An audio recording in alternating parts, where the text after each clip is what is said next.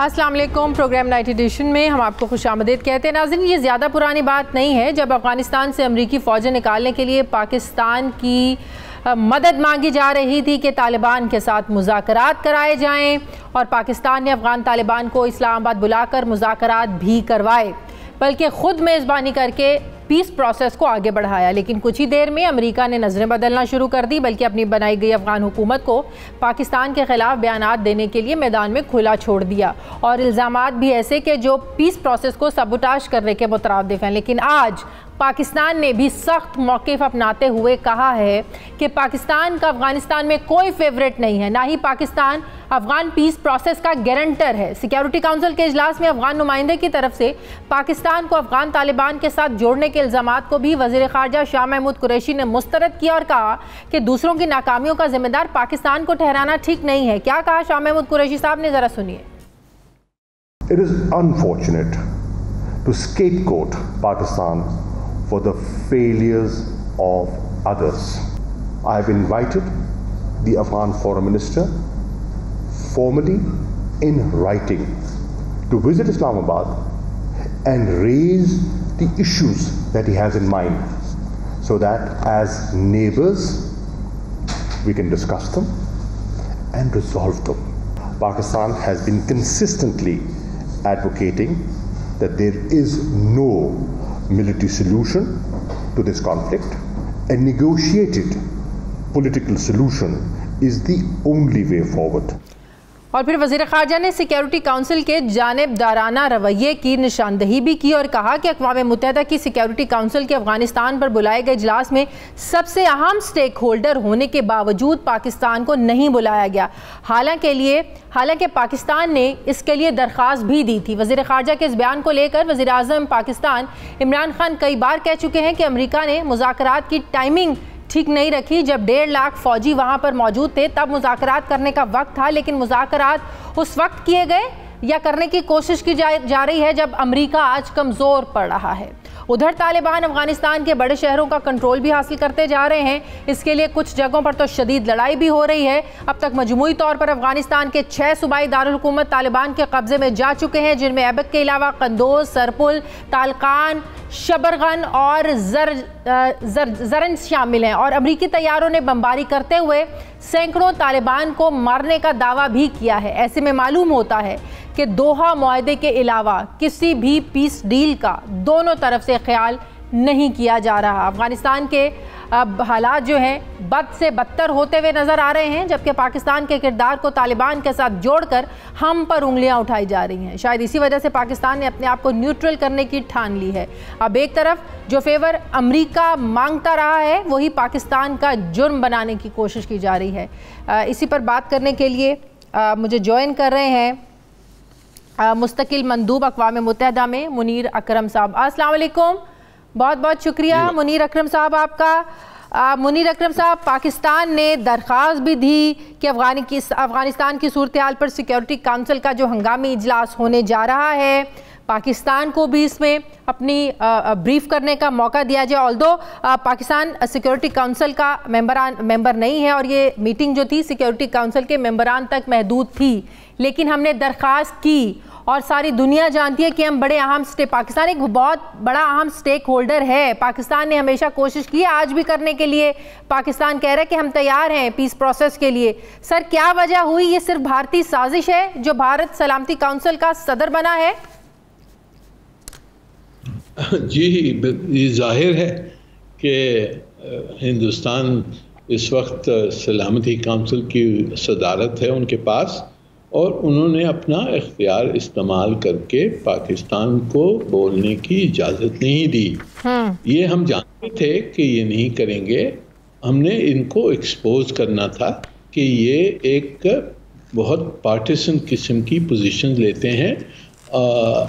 सदारत जो security council की होती है उसको न्यूट्रल रहना चाहिए, पर उन्होंने एक पार्टीसन पोजीशन ली और इसको हम एक्सपोज करना चाहते थे, और ये इनको हमने एक्सपोज किया है कि ये एक पाकिस्तान के ख़िलाफ़ जो इनका जो पॉलिसी है वो इतनी एम्बेडेड है कि वो अपनी सदारत को भी इम्पार्शियलिटी से हटाकर एक पार्टीशन पोजीशन वो उन्होंने ली है। तो ये तो हम जानते थे और इसलिए हमने हमारी जो पोजीशन है वो एक न्यूज़ कॉन्फ्रेंस में हमने पेश की और हमारी व्यूज़ फॉर्मली सिक्योरिटी काउंसिल को हमने सबमिट किया है वो, और एक ऑफिशियल डॉक्यूमेंट के तहत हमारी पोजीशन सर्कुलेट ये सदारत हो गई कोई है। ज़्यादा लंबी नहीं है, एक ख़ास मुद्दत के लिए है। तो आपको लगता, हाँ जी, 1 महीने के लिए है। आपको लगता है कि इसका भारत जितना भी फ़ायदा उठाना चाहे और उठाएगा इस 1 महीने के अंदर अंदर, क्या नुकसान हो सकता है इसका पाकिस्तान को?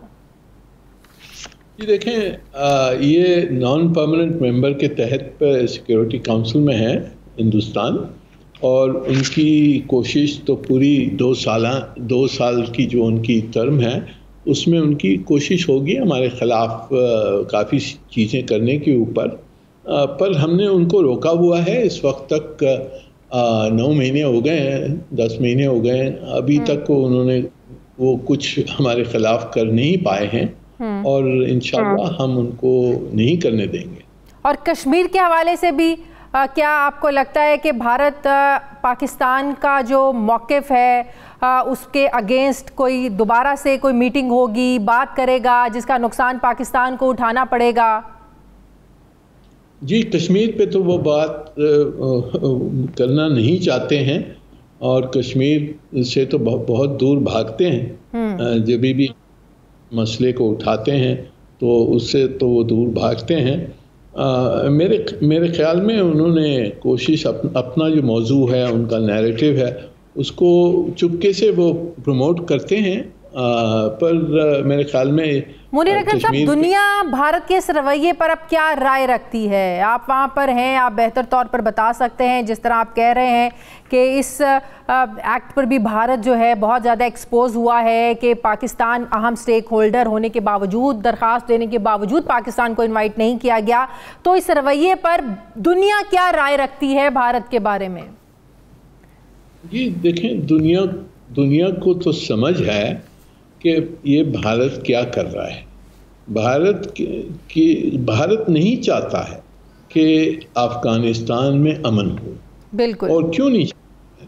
वो नहीं चाहता है क्योंकि अफ़गानिस्तान से वो दहशतगर्दी पाकिस्तान के ख़िलाफ़ कर रहा है, और काफ़ी सालों से ये कर रहा है, और इन्वेस्टमेंट में डूब रही है। इसीलिए जी, इन्वेस्टमेंट तो बात की बात है। वो उन्होंने अब जो दहशतगर्दी हमारे ख़िलाफ़ उन्होंने कर रही, TTP को स्पॉन्सर कर रहे हैं, बलूच इंसर्जेंट्स को स्पॉन्सर कर रहे हैं, घर में बैठाया हुआ है उनको। तो ये सब बंद हो जाएगा अगर अमन आता है। अफ़गानिस्तान में एक हुकूमत आती है जो इफ़ेक्टिव कंट्रोल कर सके अपनी टेरिटरी को, तो उसकी वजह से हिंदुस्तान जो शैतानी हमारे ख़िलाफ़ दहशतगर्दी जो करवा रहा है वो बंद हो जाएगी। तो इसलिए वो अमन नहीं चाहते हैं वहाँ। लेकिन अफ़गान हुकूमत तो सब समझबूझ रखती है। अफ़गान हुकूमत को ये भी पता है कि पाकिस्तान ने हमेशा साथ दिया है। आज भी वो इस बात पर इसरार कर रहे हैं कि पाकिस्तान जो है वो तालिबान को एक बार फिर से मुज़ाकरात की मेज़ पर लेकर आए। क्या भारत इतना स्ट्रॉन्ग है कि अशरफ गनी जो है, जो काबुल हुकूमत है, वो उनकी अकल पर इतने पर्दे पड़ गए हैं कि पाकिस्तान की इतनी कोशिशें उन्हें नज़र नहीं आ रही हैं, और उसके बावजूद वो पाकिस्तान पर इल्ज़ाम तराशी से बाज नहीं आ रहे, जिसकी बात आज वज़ीर ख़ारजा ने भी की? देखें, अफ़गान हुकूमत में भी ऐसे लोग हैं जो समझते हैं कि अगर अमन होगा तो एक दूसरी हुकूमत आएगी, या कोalition होगी या इंटरिम हुकूमत होगी, जिसमें उनकी शिरकत शायद नहीं हो।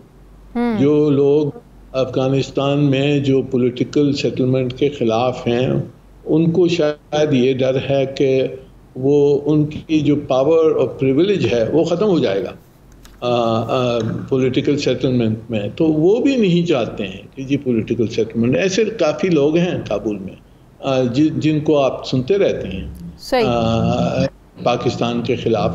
तो ये इनका एक नेक्सस है स्पॉयलर्स का, जो पाकिस्तान कहते हैं spoilers with in and without. तो ये हैं विद इन और हिंदुस्तान है विदाउट। बिल्कुल सही। लेकिन एक आखिरी सवाल करना चाहती हूँ, क्या आपने भी वो जो तालिबान तहरीके तालिबान पाकिस्तान के सरबराह नूर वली महसूद उनका इंटरव्यू देखा होगा CNN पर? क्या इस इशू को वहाँ पर उठाया गया कि एक तरफ अमेरिका जो है वो अमन की बात करता है, ज़ाहिर है पाकिस्तान और अफ़गानिस्तान का अमन एक दूसरे पर जुड़ा है, लेकिन अपने ही TV चैनल पर बिठाकर पाकिस्तान को धमकियाँ दिलवाना एक दहशतगर्द से, ये कहाँ का इंसाफ है? फिर किस मुँह से अमन की पाकिस्तान के साथ बात की जाती है? सर, इस पर कोई एहतजाज नहीं हुआ? जी देखें, ये बहुत एक कॉम्प्लेक्स सिचुएशन है। ये नूर मोहम्मद वली को अमेरिका ने लिस्ट करवाया है टेररिज्म लिस्ट पर, तो अमेरिका ने खुद ने इसको लिस्ट करवाया है। तो जो अब उनके जो न्यूज़ चैनल पे क्यों लिया है, ये एक दिलचस्प सवाल है जिसका मैं इस वक्त जवाब नहीं देना चाहता हूँ। ठीक है, बहुत बहुत शुक्रिया। अक़वाम मुत्तहिदा तकिल मंदूब मुनीर अकरम साहब मेरे साथ हैं। मुझे ब्रेक लेनी है नाज़रीन, वापस आते हैं छोटे से वक्फे के बाद।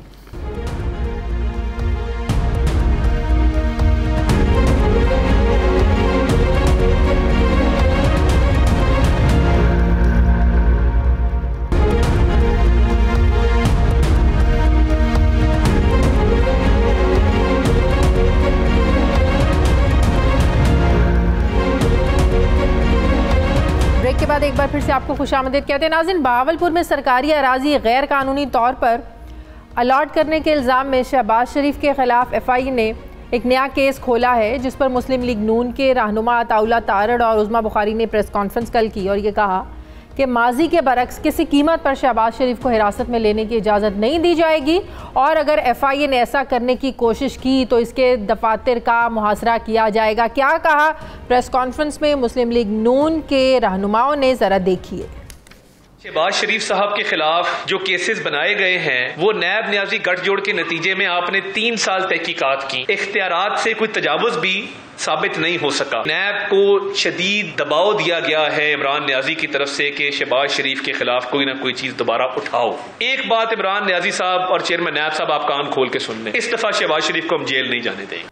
अताउल्लाह तारड़ के इस बयान पर वफाकी वज़ीर दाखिला शेख रशीद ने कल ये कहा कि कल किसी साहब ने कहा कि अगर शहबाज शरीफ को गिरफ्तार किया गया तो क़यामत आ जाएगी। इस पर क्या बात की शेख रशीद साहब ने, ज़रा सुनिए।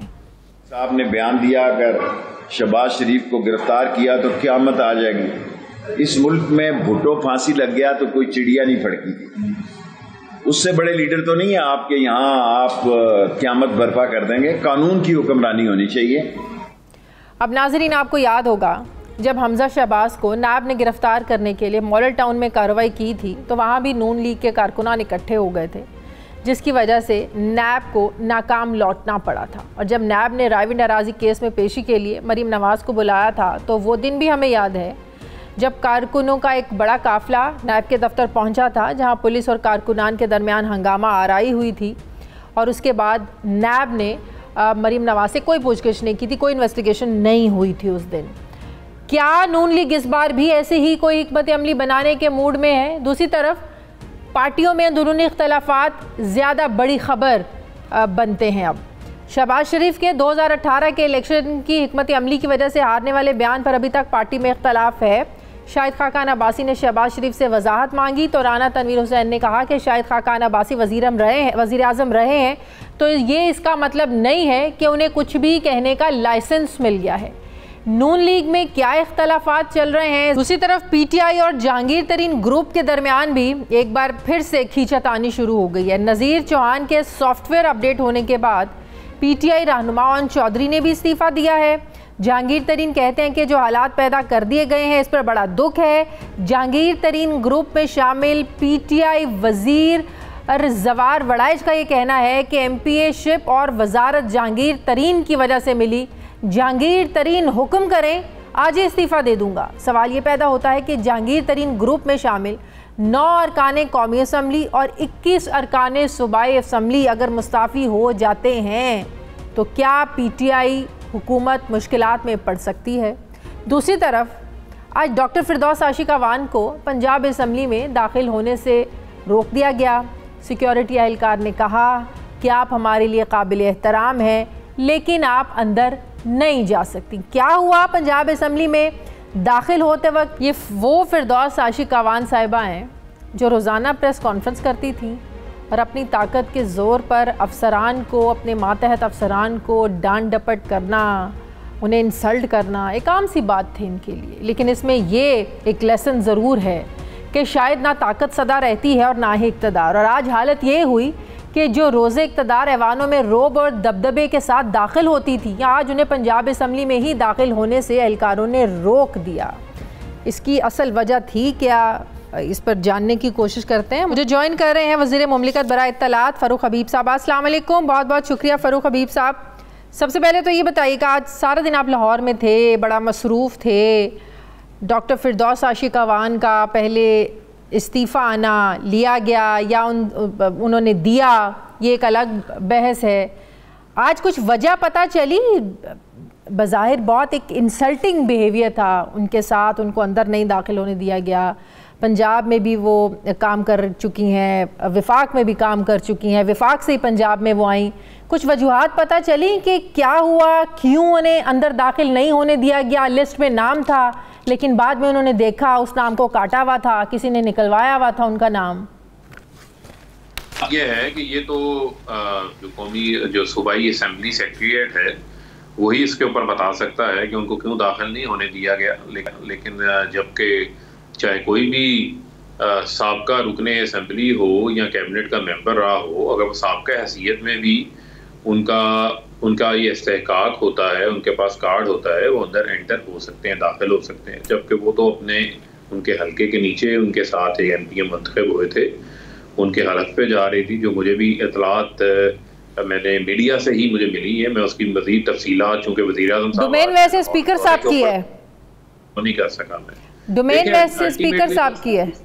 देखिए, इसी वजह से मैंने कहा कि इसके ऊपर तो वजाहत या तफसीलात जो हैं ये सूबाई असम्बली का सेक्रेटेरिएट ही बता सकता है कि किस वजह के ऊपर, अगर उनका नाम लिस्ट में जैसे आप बता रही थी और नाम कटा हुआ था, तो ये उसके ऊपर ये बात बता सकते हैं। मैंने तो बताया आपको, मैं इसको ज़्यादा फॉलो नहीं कर सका क्योंकि मैं वज़ीर-ए-आज़म साहब आज लाहौर में थे, तो उनके साथ मौके पे मौजूद थे जहाँ पर वो आज में वाकई पाकिस्तान का सबसे बड़ा जो अर्बन फॉरेस्ट है, 1,60,000 दरख्त लगाए गए हैं उस पर, उसकी इनाग्रेशन कर रहे थे। और आज उन्होंने साफ पानी 12 करोड़ पंजाब की आवाम की इलाकों में पहुंचाने के हवाले से 1500 वाटर फिल्ट्रेशन का जो है वो इजलास पर ब्रीफिंग ले रहे थे, जिसके तहत 4 अरब से ये प्लांट्स लगाए जाएंगे।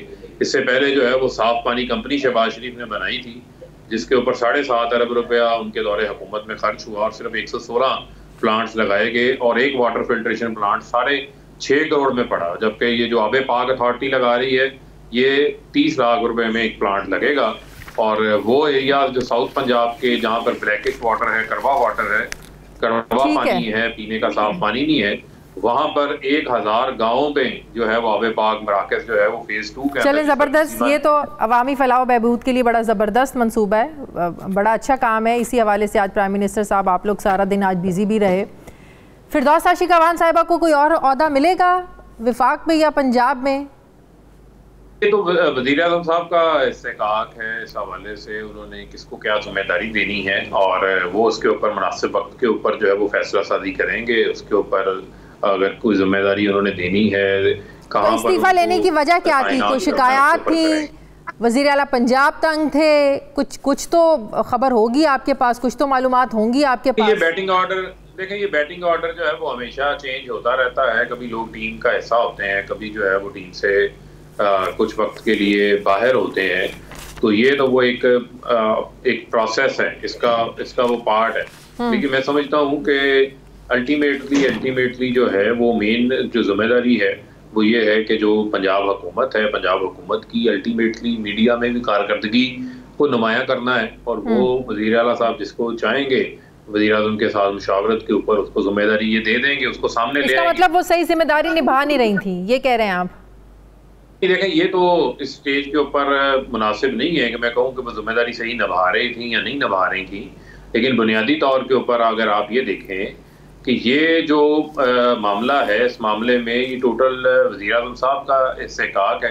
पहले भी उन्होंने जिम्मेदारी दी थी, अब अगर उनको वहाँ से जिम्मेदारी वापस ली गई है तो वो भी मैं समझता हूँ कि उसके ऊपर आगे कोई उनके हवाले से कोई बेहतर फैसला किया होगा उन्होंने। सही। अच्छा, क्या पार्टी में इस हवाले से अब चीज़ें क्लियर हैं कि जो तरीन ग्रुप के साथ जो तहरीक इंसाफ के लोग हैं अब वो या इधर हो जाएं या उधर हो जाएं, या खुलकर इमरान खान साहब का साथ दें या खुलकर तरीन साहब का साथ दें? ओन चौधरी का इस्तीफ़ा इस बात की निशानदही करता है कि उन्होंने फ़ैसला किया कि वो तरीन ग्रुप के साथ ही रहेंगे। तो क्या अब बाकी जो लोग हैं जो इधर भी खड़े हैं उधर भी खड़े हैं, दोनों पिच के दोनों तरफ खेल रहे हैं, तो क्या अब वो भी अब उनसे भी आप लोग बात करेंगे या मैसेज पहुंचा दिया है आप लोगों ने? क्योंकि कहा यह जा रहा है कि तरीन ग्रुप का एक अहम इजलास होना है, हो सकता है जो 9 अरकाने कौमी असम्बली हैं और बाकी 21 सूबाई असम्बली इज्तिमाई इस्तीफ़ों पर भी गौर कर सकते हैं। मुश्किलात खड़ी हो जाएंगी आप लोगों के लिए। शादिया, ये अब हमारा जो है ना वो इशू ही नहीं है। मैं आपको जो बुनियादी तौर के ऊपर कुछ चीज़ें सामने रख दूँ। देखें, पार्टी के जो चेयरमैन है वो वज़ीर आज़म इमरान खान साहब हैं, मुल्क के चीफ एग्जीक्यूटिव इमरान खान साहब हैं, पार्टी के टिकट के ऊपर लोग मुंतखब होकर आए। अगर वो आज़ाद भी जीता है तो उसने बाद में अपनी मर्जी से पार्टी को ज्वाइन किया है। पार्टी का डिसिप्लिन जो है वो सबके ऊपर लागू होता है। तो अल्टीमेटली ये नहीं हो सकता कि आप जो है पार्टी के डिसिप्लिन को जो है वो वायलेट करें। उसके अलावा मैं समझता हूँ कि बहुत सारे लोगों ने बहुत सारी उम्मीदें वाबस्ता कर रखी थी, खासतौर के ऊपर पीडीएम सारी को तो बहुत ज़्यादा मायूसी हुई, क्योंकि उनके खुद लॉन्ग मार्चेज, इस्तीफे, अदम एतमाद, वो तमाम चीज़ें तो नाकाम हो गई। तो उन्होंने इससे उम्मीदें लगा ली थी, लेकिन अब वो तमाम चीज़ें जो हैं वो टाइम जो है वो वक्त गुजर चुका है। अब हुकूमत जो है वो अपनी स्मूथ सेलिंग के ऊपर है और हुकूमत का वज़ीर। लेकिन आप ये अब नहीं कहेंगे, ये आप लोग नहीं कह सकते कि ये इशू नहीं है। इशू बन सकता है अगर रेजिग्नेशंस आ गए, इस्तीफे आ गए, बहुत बड़ा इशू बन सकता है। ये है, देखें बात ये है कि सियासत में आप हमेशा जो है लोगों को साथ भी लेके चलते हैं। लोगों के ग्रीवेंसेस, मैंने आपको कहा, बहुत सारे लोग ऐसे हो सकते हैं जिनके इंडिविजुअल ग्रीवेंसेस होते हैं। जब वो ग्रीवेंसेस इंडिविजुअली सतह के ऊपर एड्रेस हो जाते हैं तो वो शायद फिर किसी ऐसी चीज़ का हिस्सा नहीं रहते जो कि पार्टी के ओवरऑल डिसिप्लिन को, हुकूमत के नज़्म व ज़ब्त को जो है वो ख़राब करने के हवाले से हो। तो यही वो सूरत हाल अब आपके सामने है। वो पहले वाला मामला ना कहीं आपको नज़र आता है, ना ही इस किस्म का किसी का कोई एडवेंचर का कोई जो है वो इरादा है। चलें, कुछ दिनों में चीज़ें वाज़े खुलकर सामने आना शुरू हो जाएंगी। बहुत बहुत शुक्रिया फ़ारूक हबीब साहब। मुझे ब्रेक लेने नाज़रीन, वापस आते हैं छोटे से वक्फे के बाद।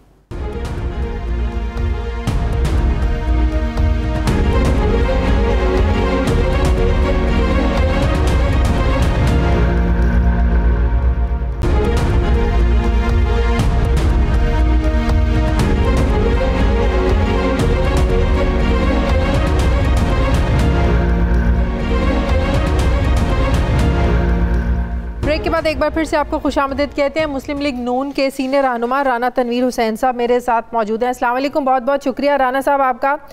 राना साहब, मुस्लिम लीग नून ने जो ऐलान किया है, प्रेस कॉन्फ्रेंस कल की, अता तारड़ ने, उज़मा बुखारी साहिबा ने, और कहा कि भरपूर मज़ामत की जाएगी मुस्लिम लीग नून के सदर शहबाज शरीफ को अगर गिरफ्तार किया गया।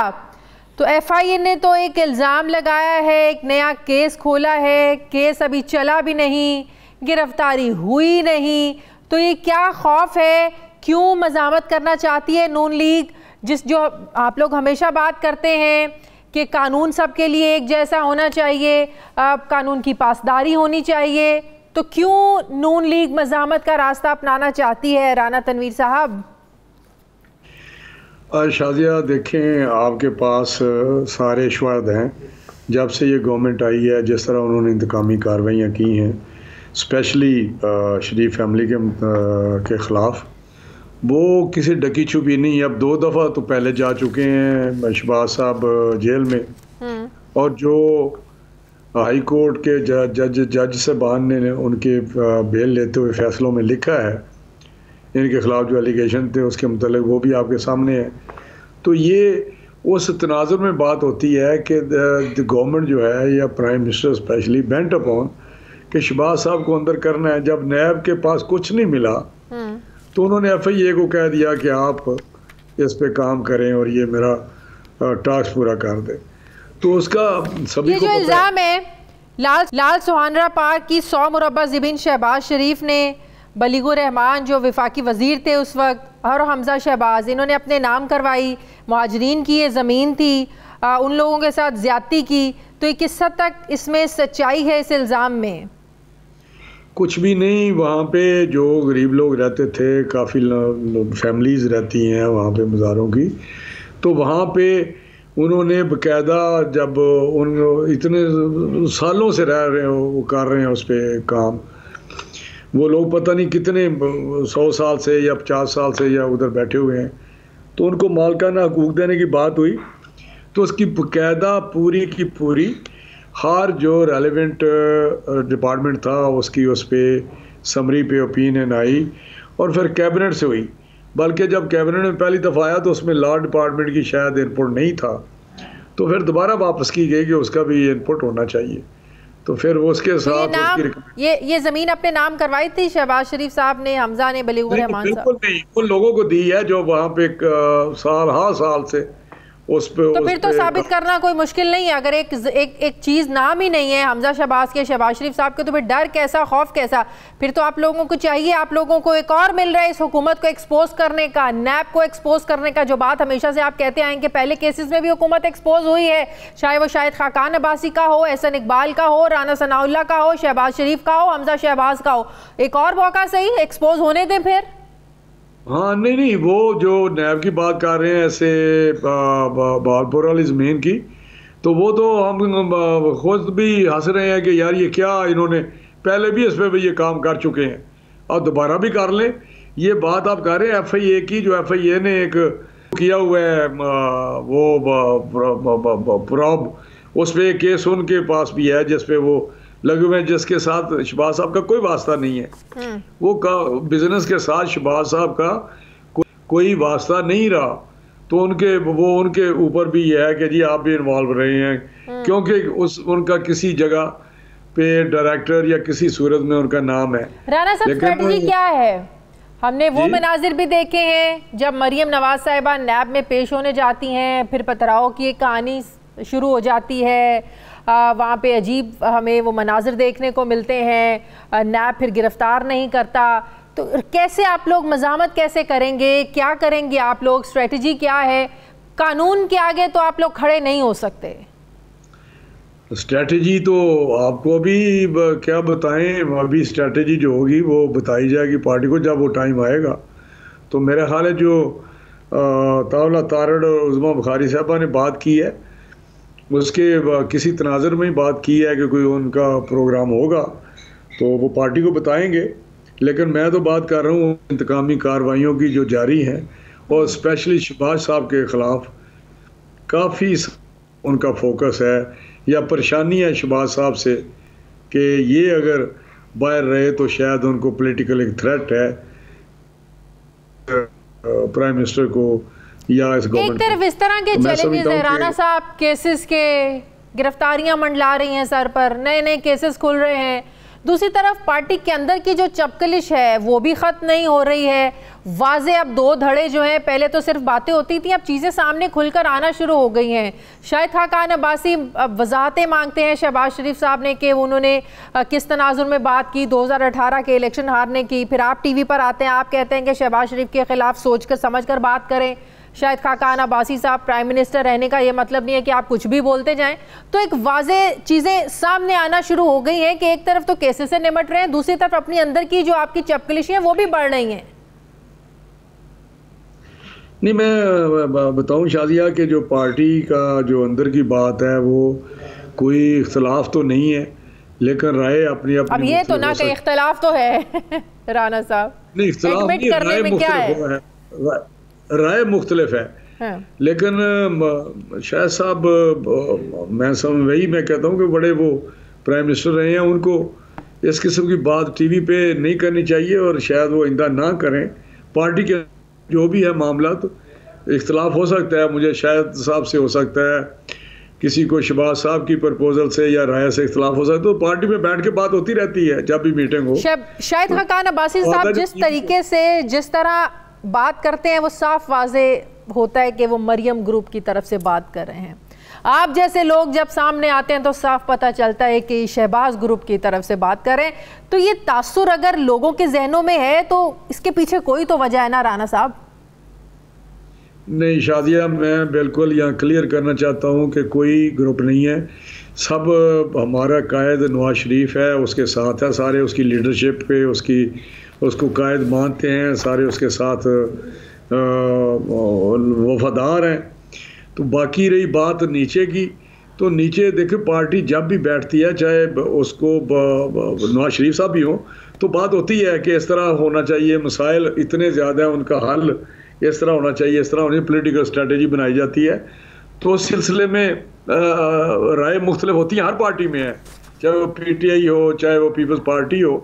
लेकिन उनको ये कहना कि हमारी ग्रुप बंदी जब कायद के तक जाती है तो हर चीज़ खत्म हो जाती है। अच्छा, एक आखिरी सवाल का जवाब दे दें। सनाउल्लाह ज़हरी, अब्दुल कादिर बलोच छोड़ दी पार्टी आप लोगों की, पीपल्स पार्टी में हुए ये शामिल और कहा कि नवाज शरीफ में तो वफा है ही नहीं, इन लोगों के लिए बड़ी कुर्बानियाँ दी हम लोगों ने।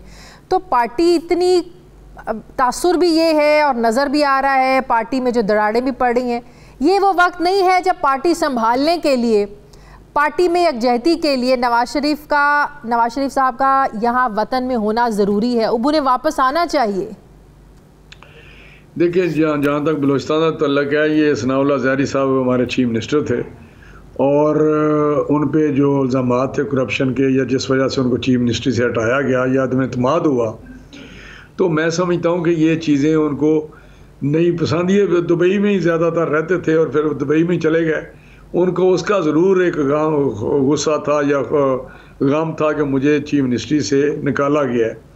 तो जो कादिर बलोच साहब हैं, जनरल साहब, वफा उनमें नहीं है कि वो एक फेडरल मिनिस्टर हमारे रहे हैं। और अभी तो आप कह रहे हैं जिस शख्स को करप्शन की वजह से निकाला गया, पीपल्स पार्टी ने उसको गले लगा लिया, पीपल्स पार्टी को कोई फर्क नहीं पड़ता। कादिर बलोच साहब खुद भी, मैं आपको बताऊं कि कादिर बलोच साहब उस ट्राइब से हैं जिसके सरबराह सनाउल्लाह ज़हरी साहब हैं, वो उनके साथ खड़े नहीं हो सकते सामने, लिहाजा वहाँ जाएंगे वो चले जाएंगे। तो ये इतना मतलब नहीं है कि नून की वजह से गए हैं या हमारी कोई ट्रीटमेंट की वजह से गए हैं, रवैये से, उनके अपनी एक्सपीडियंसीज हैं, सही, उसके मुताबिक चले गए हैं। बहुत बहुत शुक्रिया। मुस्लिम लीग नून के सीनियर राना तनवीर हुसैन साहब मेरे साथ हैं। मुझे ब्रेक लेनी है नाज़रीन, वापस आते हैं छोटे से वक्त के बाद।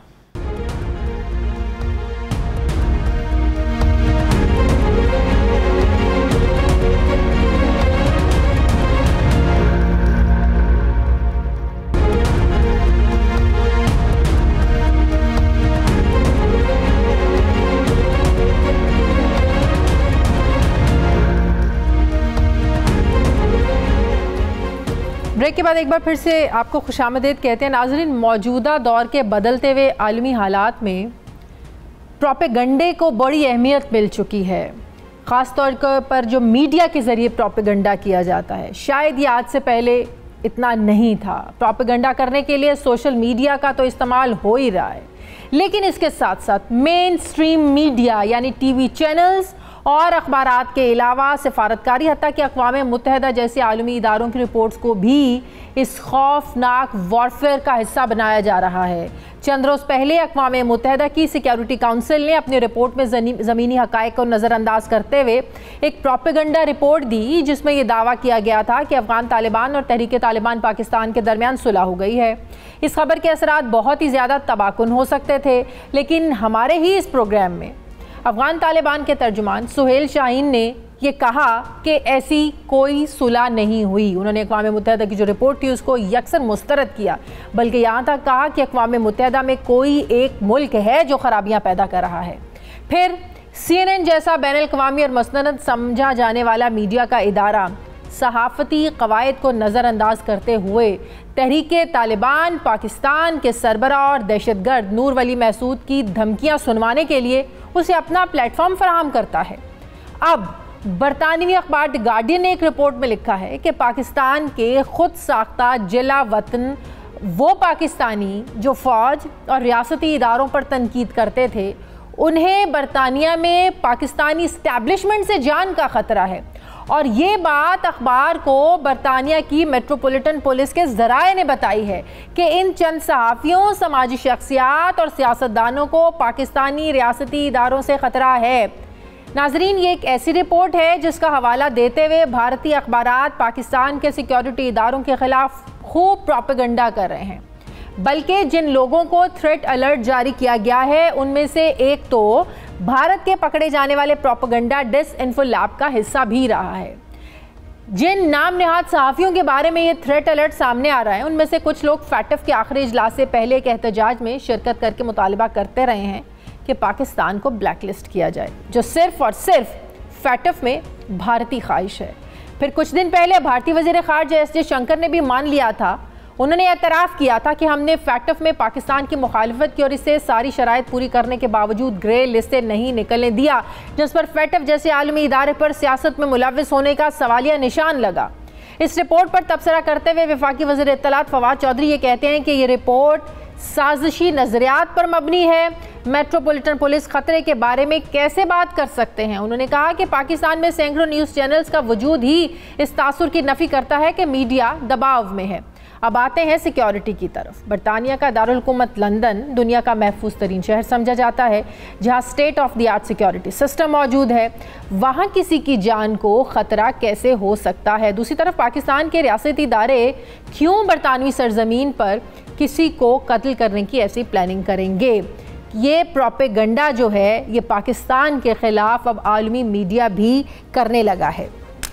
क्या ये सिखाते हैं हमें सहाफ़ती अखलाकियात, दुनिया में सहाफ़त किस तरफ जा रही है? मैं बात करूँगी, मुझे ज्वाइन करेंगे सीनियर तज्ज़ियाकार सहाफ़ी मज़हर अब्बास साहब। अस्सलाम वालेकुम, बहुत बहुत शुक्रिया मज़हर अब्बास साहब आपका। मज़हर अब्बास साहब, पहले अक़वाम मुत्तहिदा की रिपोर्ट जिसका मैंने जिक्र किया, फिर फैटफ जैसे इदारे का जो सियासी फ़ैसला जिस पर बहुत क्वेश्चन मार्क लगे, सवालिया निशानात उठने लगे कि यहाँ पर भी अब सियासत होने लगी है, और अब इंटरनेशनल मीडिया के ज़राए से ऐसी रिपोर्टिंग का होना।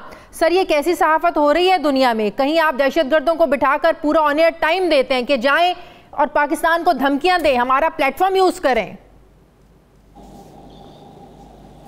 शुक्रिया शाजिया। देखिए, एक तो ये चीज़ है कि ये जो आपने मिसालें दी, मैं इसे कॉन्ट्रडिक्ट कैसे करूं? मुझे आप ये बताएं कि क्या गवर्नमेंट ऑफ पाकिस्तान ने इसके अलावा इसको काउंटर करने के लिए मुझे कुछ फैक्ट्स दिए हैं? कभी मुझे ब्रीफ किया है कि ये असल हकायक ये हैं? तो वो उसको मैं प्रोपेगेंडा कैसे कहूँ जिसके बारे में मेरे पास खुद ही शवाहिद नहीं हो? मैं यूएन की रिपोर्ट को कैसे कॉन्ट्रडिक्ट करूँ? मैं गार्डियन की रिपोर्ट को कैसे कॉन्ट्रडिक्ट करूँ? अंटिल सिर्फ फवाद चौधरी साहब का एक स्टेटमेंट तो काफ़ी नहीं है कि जी ये साजिशी अनासिर है। साजिशी अनासिर को आप थोड़ा सा वो भी तो करें ना, आप ट्रिकल डाउन तो करें आप उसको। आपने कह दिया कि जी इतने सारे चैनल्स की मौजूदगी आज़ादी सहाफ़त की ज़मानत नहीं हुआ करती, उसको आप कितनी आज़ादी देते हैं वो है आज़ादी सहाफ़त की ज़मानत।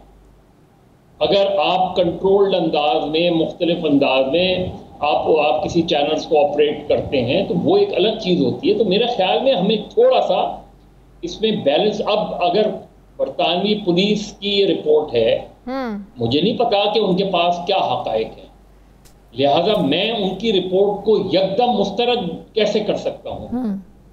या तो लेकिन पाकिस्तानी सिक्योरिटी इदारों पर इतना बड़ा इल्जाम भी लगाना ये भी एक सवालिया निशान है। शादिया मैं तो यही तो कह रहा हूँ, तो कोई आपका यहाँ काउंटर ब्रीफिंग भी तो दे, बताएं भी तो, मुझे एक्सेस टू इंफॉर्मेशन तो हो कि जी अगर मैं उसको फर्ज करें मैं उनके हवाले से, उस रिपोर्ट के हवाले से कुछ लिखना चाहूँ, मुझे फैक्ट्स कौन देगा?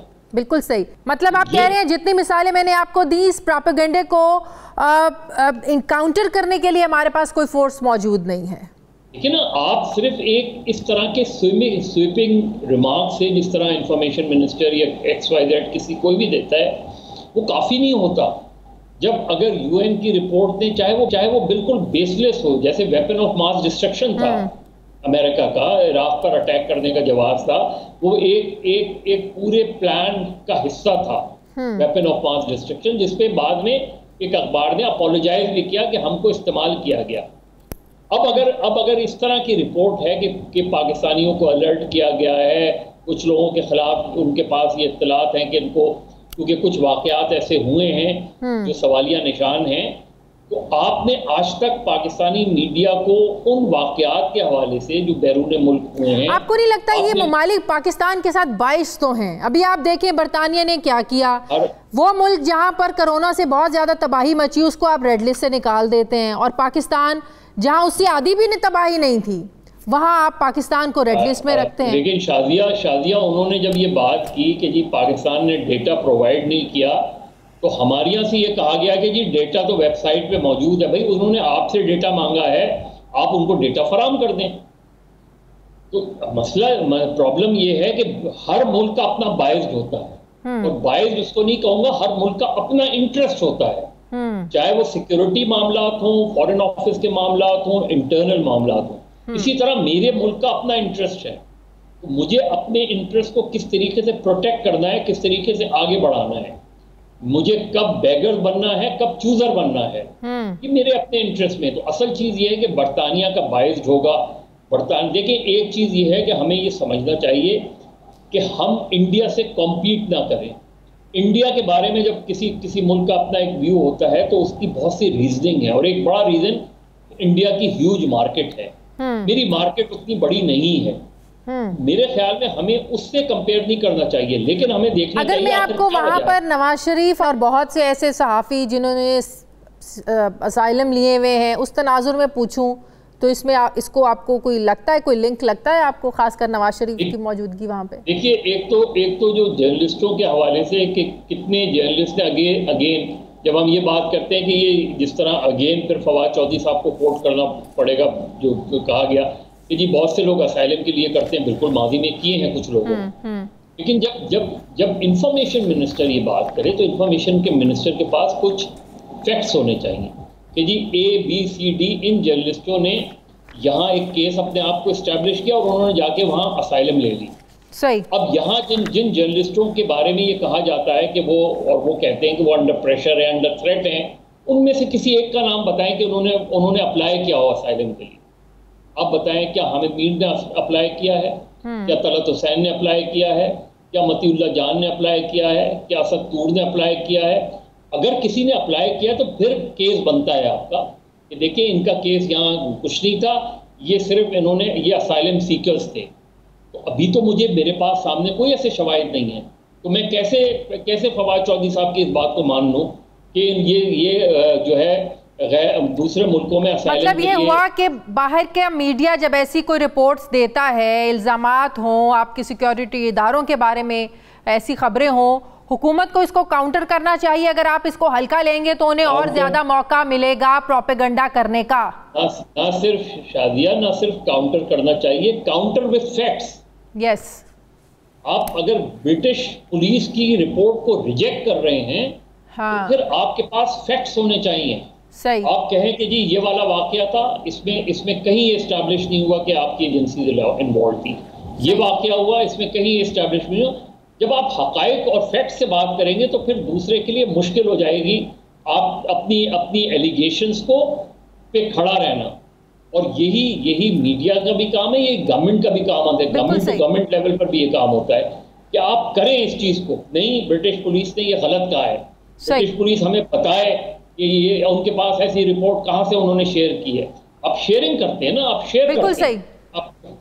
तो ये मेरा ख्याल है हमें सिर्फ ये कह के रिजेक्ट नहीं कर देना चाहिए जी ये बेसलेस एलिगेशन है। बेसलेस किस बुनियाद पे मैं कह रहा हूँ? ठीक, मेरे पास कुछ फैक्ट्स तो होने चाहिए। ठीक, बहुत बहुत शुक्रिया सीनियर सहाफ़ी तज्ज़ियाकार मज़हर अब्बास साहब मेरे साथ हैं। नाज़रीन, हमारे प्रोग्राम का वक्त खत्म हो गया, फीडबैक ज़रूर दीजिएगा, अपना ख्याल रखिएगा, मुझे इजाज़त दीजिए, अल्लाह हाफ़िज़।